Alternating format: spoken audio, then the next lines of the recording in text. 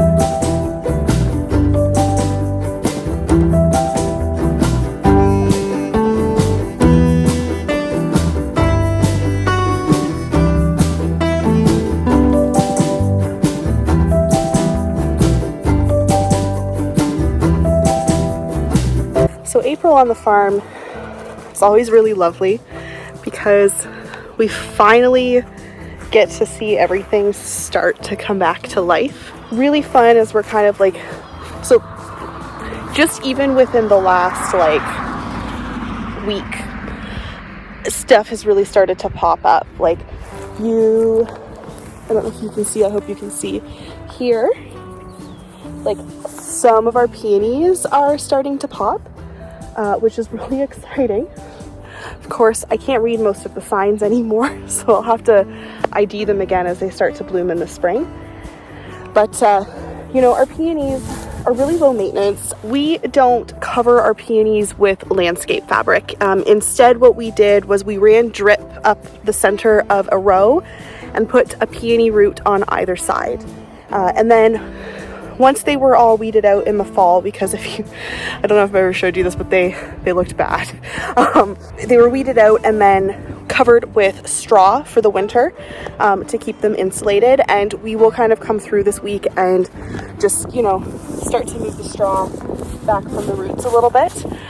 We really like using straw as a mulch on the farm, simply because it's cost effective. There's little bugs everywhere.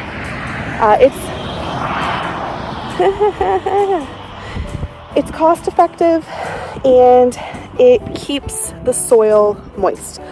We're very, very lucky where we are because we're actually on fairly high ground here. So like the road is right there and it doesn't come down super far, which is really helpful, you know, when we're planting a lot of stuff, especially that's at risk for flooding, because you don't want anything to, you know, get too wet. Now, because of that, it's not that it's dry here. The soil actually, you know, maintains moisture pretty well, but a lot of the cover here, especially with the straw, is more for weed control than anything else. Now, if you've followed us for any given amount of time, you know that we do the same thing with our dahlias in the summer as well.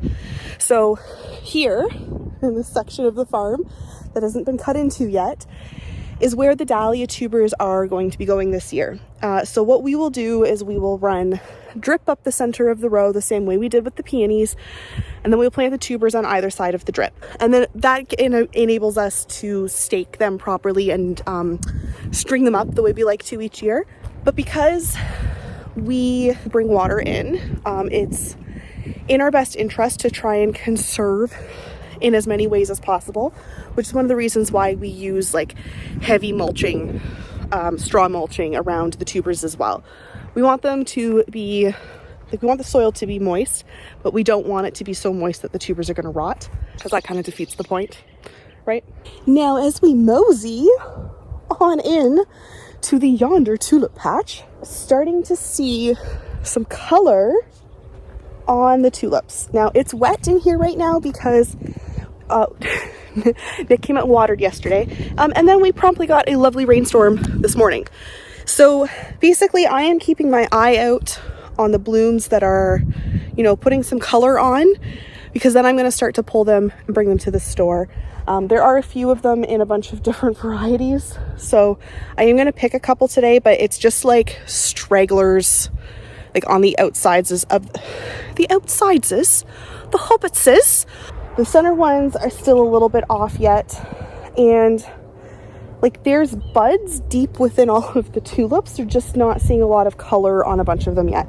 By the end of this week, we will definitely be deep into tulip harvesting. Apparently it's also the season where the ants come and like breed again, because there's tons of those little like ant flies around the farm right now. But there's some cool stuff happening.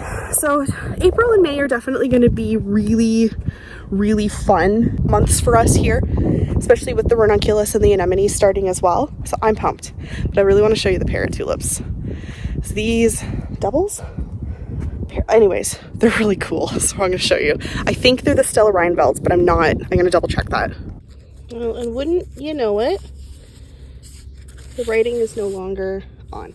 Anyways, oh, these are pretty. I am actually going to leave them yet for another day, because I want to see if they get a little taller. But they're so pretty. The coloring is stunning. I have some little bitty Bordeaux anemones in the greenhouse that would go really nicely with these.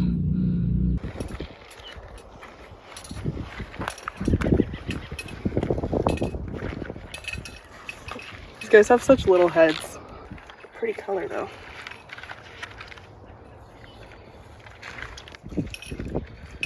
So I know this question is one that gets asked a lot. Why do we take the whole tulip with the bulb?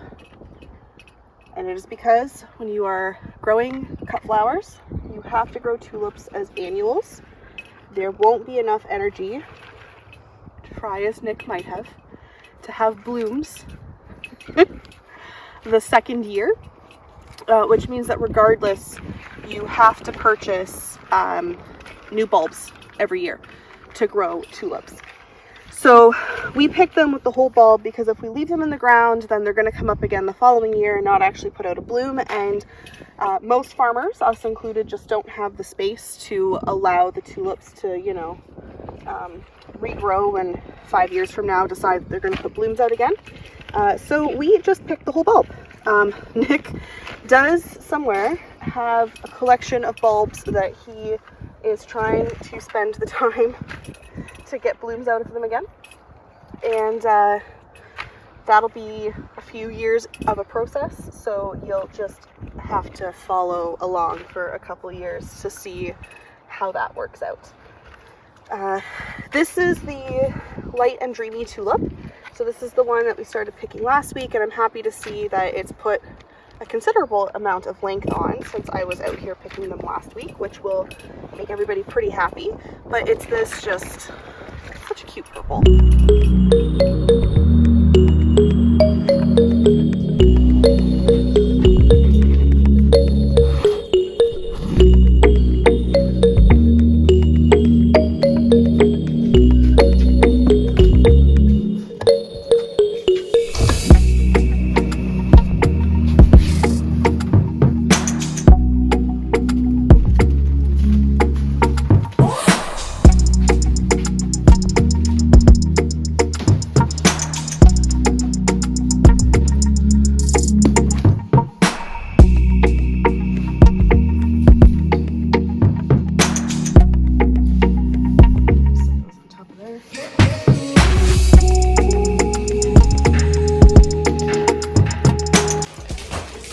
is our corner of the cooler.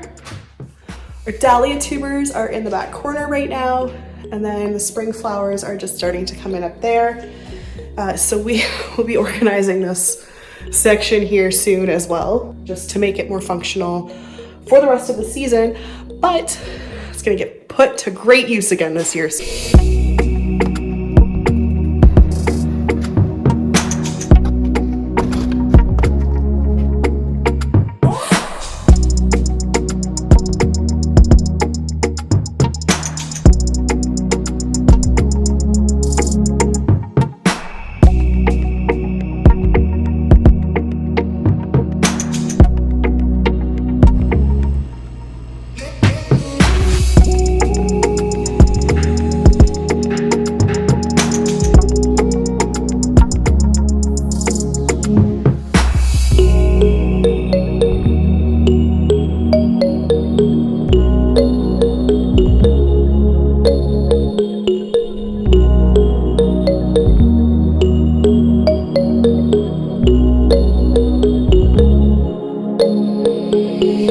It would be kind of fun to document the eclipse for you guys.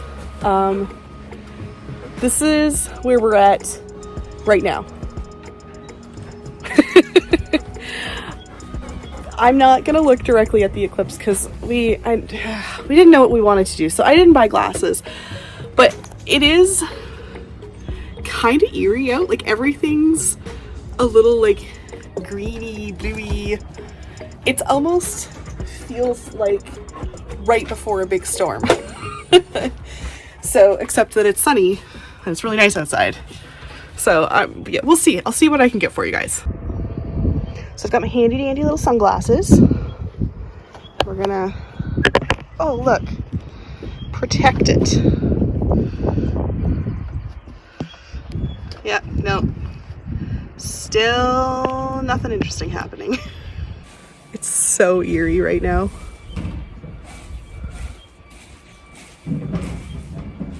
I think we're like, oh, neighbor's bringing in the recycling.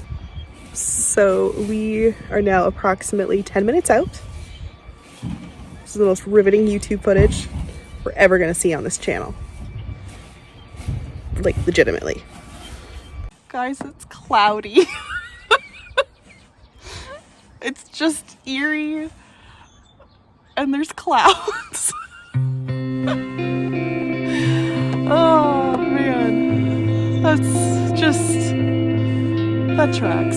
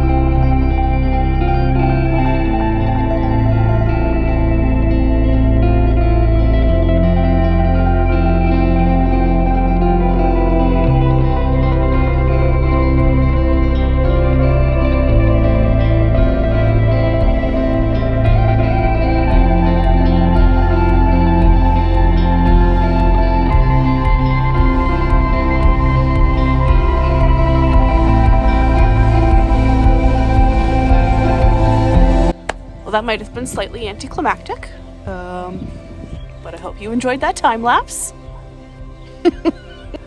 So I mean, like, it's still dark in the house. I have the lights and stuff on in here. It's definitely, I mean, it happened. We were gonna try and work through it, but I thought it would be fun to video it for you guys. So I hope you enjoyed that little random bit of solar eclipse. And just like that, it's bright and sunny again. So we are now headed to pick up Joseph, which means I'm gonna leave this video here. I hope you guys enjoyed the eclipse-ish. Sorry that it wasn't any better. But anyways, we will see you next time. I hope you guys all have a great day. Bye. Did you have a good day? Hey. Yeah?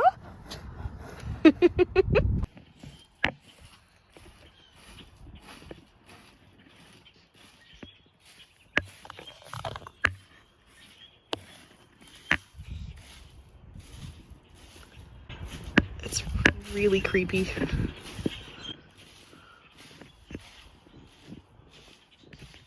Electrical wires in the way.